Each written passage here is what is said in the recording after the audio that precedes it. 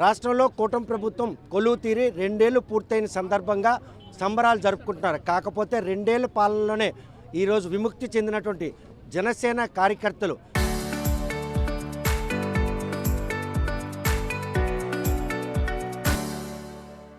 YSR Congress party చేరికలు మాత్రం ఈరోజు జిల్లాలో సంచలనం రేపుతున్నాయి.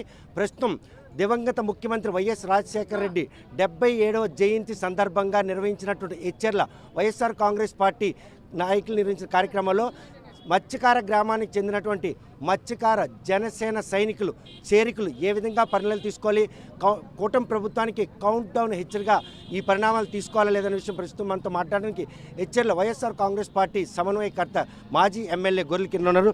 చూస్తే 2 ఏళ్ల పాలనలోనే ఈరోజు జనం విసికి వేసారి మళ్ళీ వైఎస్ఆర్ కాంగ్రెస్ పార్టీ రాష్ట్రానికి అనివార్యం అన్నట్టుందా ఈ చేరికలు? దానికి నిదర్శనమే ఈరోజు ఈ చేరికలు కూడా ప్రారంభమయ్యాయి.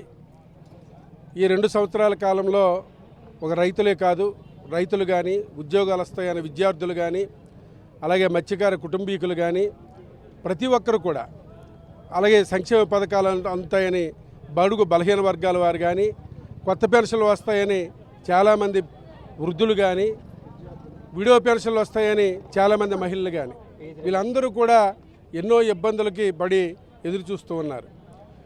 ఆ రోజు చెప్పిన మాట ప్రకారం ఒక్క పనైనా ఈరోజు ఈ 6 హామీల్లో ఒక్క హామీ కూడా చేసిన పరిస్థితి లేదు. ఎందుకంటే మనం చూస్తూ ఉన్నాం, ఓన్లీ వ్యక్తిగతంగా వైఎస్ఆర్ పార్టీని ఏ విధంగా భూస్థాపన చేయాలి, ఏ విధంగా వాళ్ళ కార్యకర్తలు వాళ్ళ గురించి మాట్లాడిన వాళ్ళని అరెస్ట్ చేయాలి, ఏ విధంగా ఇబ్బంది పెట్టాలనే ఆలోచనలే పెడుతున్నారు కూటమి ప్రభుత్వం, అలాగే పవన్ కళ్యాణ్ కానీ, అలాగే చంద్రబాబు నాయుడు గారు. అంటే కనుక ఎవరైతే ప్రశ్న రావణ విషయంలో కూడాను కంప్లైంట్, బెయిల్, మళ్ళీ అరెస్ట్, ఇలాగ 4 సార్లు బెయిల్ రావడం, అరెస్ట్ చేయడం, 5వసారి ఈ పరిణామాలు ఏ విధంగా తీసుకోవచ్చు? దళిత క్రైస్తవులను టార్గెట్ చేస్తూ పవన్ కళ్యాణ్ చేసినటువంటి ఈ వ్యవహార శైలిని ప్రతి ఒక్కరు కూడా ఆందోళన చెందే పరిస్థితి రావణ విషయంలో.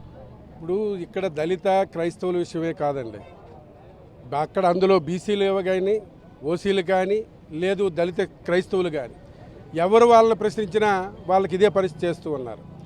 నిరంతరం వాళ్ళు బెయిల్ ఇవ్వడం, మళ్ళీ వెంటనే ఇంకొక కేసు పెట్టడం, అలా అంతకీ 4 సార్లు కోర్టులు న్యాయస్థానాలు గౌరవించి బెయిల్ ఇస్తే అది కూడా తట్టుకోలేక నగర బహిష్కరణ చేయడం, లేకపోతే రాష్ట్ర బహిష్కరణ చేయడం, ఇదే తప్ప ఈ రాష్ట్రంలో జరుగుతుంది. పరిపాలన అనేది ఎక్కడ జరగడం లేదు. ఈరోజు రాష్ట్రంలో కూటమి ప్రభుత్వం వచ్చిన తర్వాత అడుగున ఎన్ని చూసినా ప్రతి నియోజకవర్గంలో ఎక్కడ కూడా అరాచక పరిపాలన. అంతేందుకు మన ఎచ్చెర్ల నియోజకవర్గంలో ఫర్ ఎగ్జాంపుల్ మొన్ననే ఇబ్రహీంబాద్లో ఒక కొట్లాట జరిగింది. ఒక భూమి విషయంలో కానీ, లేకపోతే ఇంటి విషయంలో చిన్న కొట్లాట జరిగితే అవతల వాళ్ళకి తెలుగుదేశం పార్టీ కూటమి నాయకులు ఒక దెబ్బ కూడా తగలలేదు, అలాగే వైఎస్ఆర్ పార్టీ నాయకులకి దెబ్బలు తగిలాయి. కానీ ఎక్కడున్న పోలీస్ డిపార్ట్మెంట్ వారు 307 కేసు కట్టి ఈ ప్రభుత్వం వాళ్ళు ఇబ్బంది పెట్టే కార్యక్రమం వైఎస్ఆర్ పార్టీ వాళ్ళని 307 కట్టడం జరిగింది. అలాగే శ్రీకాకుళంలో కానీ ఎక్కడ కూడా ఏ నియోజకవర్గంలో వైఎస్ఆర్ పార్టీ అనే వ్యక్తిని, కార్యకర్తని ఇబ్బంది పెట్టే కార్యక్రమం చేస్తూ ఉన్నారు. 2019 ముందు ఇదే పరిస్థితి చూసుకుంటే ఇలాగే చేసుకొని పోతే తెలుగుదేశం పార్టీ వాడు అనేవాడు కానీ, కూటమి వాడు అనేవాడు కానీ ఈ బయటకు వచ్చి అడుగు పెట్టే పరిస్థితి కూడా ఉండదు. 2024 సార్వత్రిక ఎన్నికల్లో కూటమి ప్రభుత్వం కొలువు తీరడానికి పవన్ కళ్యాణ్ సైన్యం, జన సైనికులే ప్రధాన కారణం మీరే ఇందాక పునరుద్ధరించారు. అటువంటి జన సైన్యం వైఎస్ఆర్ కాంగ్రెస్ పార్టీకి ఆకర్షితులు అవుతున్నారంటే 2029లో వైఎస్ఆర్ కాంగ్రెస్ పార్టీ మళ్ళీ అధికారంలోకి వచ్చే సంకేతాలు బీజం పడింది అనుకోవచ్చా? ఇది వాస్తవం. ఎందుకంటే ఈ రాష్ట్రంలో చంద్రబాబు నాయుడు అనే వ్యక్తిని ప్రజలు ఎవరు నమ్మడు. ఎందుకంటే 4 సార్లు ముఖ్యమంత్రి, 3 సార్లు ముఖ్యమంత్రి అయినప్పుడు అతని పరిస్థితి ఎన్ని మాట్లాడాడు, ఎన్ని అబద్ధాలు ఆడాడు, ఏడు చేశాడు ప్రజలందరికీ తెలుసు. కానీ ఇతనికి కూడా వేయరు. కానీ పవన్ కళ్యాణ్ అనే వ్యక్తి నేను ప్రశ్నిస్తాను, ఏ తప్పు జరిగినా నేను ఎదిరిస్తాను, తప్పనిసరిగా నిలబడతాను, ప్రజలకు సంబంధించిన ఏ విషయంలోనైనా నిలబడతానని చెప్పి ఈరోజు యువకులందరూ కూడా ఎవరికి ఒకరికొకరు తెలియకుండా ఆ విధంగా వాళ్ళందరూ ప్రోత్సహించి చాలామంది యువకులు జనసేన పార్టీకి, అలాగే కూటమి ప్రభుత్వానికి ఓటు వేయడం వల్ల ఈరోజు ఆ విధంగా తెలుగుదేశం పార్టీ అధికారంలోకి రావడం జరిగింది. ఇది యథార్థం. దాన్ని మళ్ళీ అదేవిధంగా 2029లో కూడా ఇప్పుడు విసిగి వేసారిన వీళ్ళని పెడుతున్న ఇబ్బందులు మనం చూస్తూ ఉన్నాం. ఓ టీవీల్లో కానీ, ప్రెస్ల్లో కానీ, లేకపోతే ఎక్కడైనా మనం చూస్తూ ఉన్నాం, సోషల్ మీడియాలో కానీ. ప్రతి ఏ జనసేన నాయకుడు ప్రశ్నించినా అవతల తెలుగుదేశం నాయకుడు వెంటనే వాళ్ళ మీద చిరుబురులెత్తు వాళ్ళు తిట్టడం జరుగుతూ ఉంది. ఆ రోజు 1000 ఓట్లతో గెలిచి వీళ్ళు వేసిన యువకుల ఓట్లు వేసిన ఓట్లు అక్కడ గెలిచి ఈరోజు వాళ్ళ మీద తిరగబెట్టే పరిస్థితి ఉందంటే మనం అర్థం చూడాలి. ప్రశ్నించే గొంతు మూగపోయింది కాబట్టి ఆ నాయకత్వంలో ఇమడలేకే జన సైనికులందరూ కూడాను వైఎస్ఆర్ కాంగ్రెస్ పార్టీ వైపు ఆకర్షితులు అవుతున్నారంటే ఈరోజు పవన్ కళ్యాణ్ బానిసత్వం చేస్తాననే విధంగా తక్కిన కార్యకర్తలు కానీ తక్కిన జనసేన నాయకులు బానిసత్వం చేయడానికి ఒప్పుకోలేదు. అదే ఈవేళ మనకు నిదర్శనం. ఈవేళ మన సర్పంచ్గా పోటీ చేసిన వ్యక్తి మన ఆనంద్ కూడా చెప్తుంది, మీరు విన్నారు. ఎవరి దగ్గర బానిసత్వం చేసి బతకాలి, వాళ్ళకేదో ఊడిగం చేయాలి. మేమంటే పవన్ కళ్యాణ్ అంటే ఇష్టమే, అలాగే కూటమి ప్రభుత్వానికి మేము ఎన్నిదోలుగా నిలబడే పరిస్థితి అయితే మేము ఉండే పరిస్థితి కూడా ఉండదు అని బయటికి రావడం జరిగింది. కంపల్సరిగా 2029లో అన్ని గ్రామాల నుంచి ఇదే పరిస్థితి ఉంది.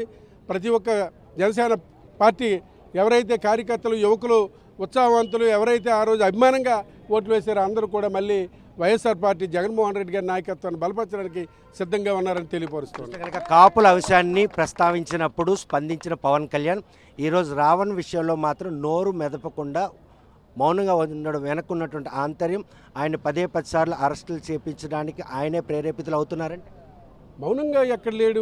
అతని పని అతను రోజు అరెస్ట్ చేయించడం, దాన్ని ఒక మాట అన్నాడని చెప్పి తను ఇన్సల్ట్ చేశాడని చెప్పి తను ఏదో జనాల్లో ఒక అబద్ధాల మాటలు, తప్పుడు మాటలు అతని మీద ఆడాడని చెప్పే ఈరోజు ఈ కేసులన్నీ పెడుతూ ఉన్నాడు. పవన్ కళ్యాణే కాకుండా ముఖ్యమంత్రిని కూడాను ఈరోజు ఏకవచనం పెట్టి సంబోధించారు రావణ్. కానీ చంద్రబాబు నాయుడు లేనటువంటి రెస్పాన్స్ పవన్ కళ్యాణ్ ఎందుకు ఇంత అక్కసు ఆయన మీద చూపిస్తున్నారంటే ఇప్పుడు ఎవరికైతే బాధ వస్తుందో వాళ్ళు మాట్లాడతారు, ఎవరికైతే అది చేశానని నొప్పి తగులుతుందో ఉన్న మాటలు మాట్లాడేసరికి ఎవరికైనా ఇబ్బంది, దాని మీద అతను రియాక్ట్ అవ్వడం జరుగుతుంది.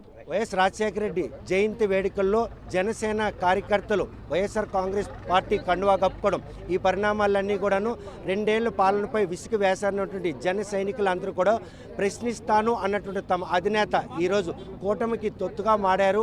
కాబట్టే ఈరోజు ఆయన బానిసత్వంగా మేము ఉండడానికి లేదు, మా గ్రామాల అభివృద్ధికి ఎవరు దోహదపడతారో ఆ పార్టీలో చేరేందుకు సుముఖత చూపుతున్నాం. కాబట్టి ఈరోజు ఈ చేరికల పరం శ్రీకాకుళం జిల్లా నుండి మొదలైనటువంటి ఈ చేరికల పరం రాష్ట్రం అంతా కూడాను పాకినట్టయితే 2029 సార్వత్రిక ఎన్నికల్లో వైఎస్ఆర్ కాంగ్రెస్ పార్టీ అధికారంలోకి రావడం తథ్యం అన్నటువంటి సంకేతాలు మాత్రం కనుచూపు మేరలో కనిపిస్తున్నాయి అనడానికి ఇది ఒక తార్కాణంగా చెప్పుకోవచ్చు. వీడియో జర్నలిస్ట్ రామకృష్ణతో సత్యం, RTV శ్రీకాకుళం.